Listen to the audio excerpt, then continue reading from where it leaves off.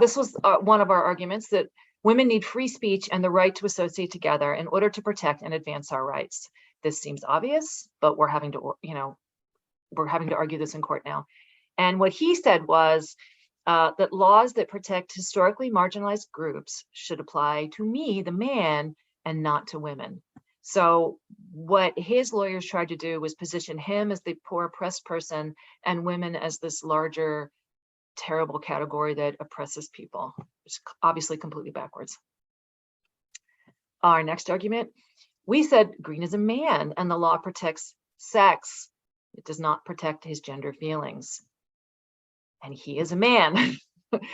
And he said, I'm biologically female because I am stereotypically feminine. That's literally what this guy argued. He said, because he is so lovely feminine, whatever, with his curly and his makeup, and that makes him a woman. That was literally what he tried to argue in court.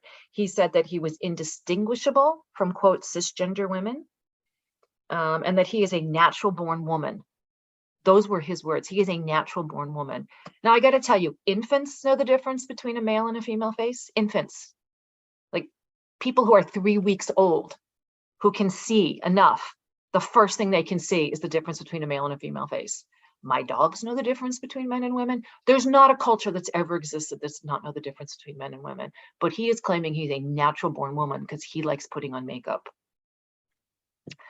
Okay, our argument was that gender identity ideology is regressive and harmful to women, and the court agreed. This is why this is a victory.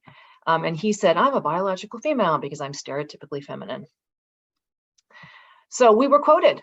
This beautiful brief that Lauren wrote was actually quoted in the opinion, which this is like this minor miracle that fell upon us. So Green believes that femaleness is defined by femininity, which is a socially constructed role that by design keeps women in a subordinate, subservient position. That is what Green believes about women's natural state. Feminists have been fighting against this toxic system for generations.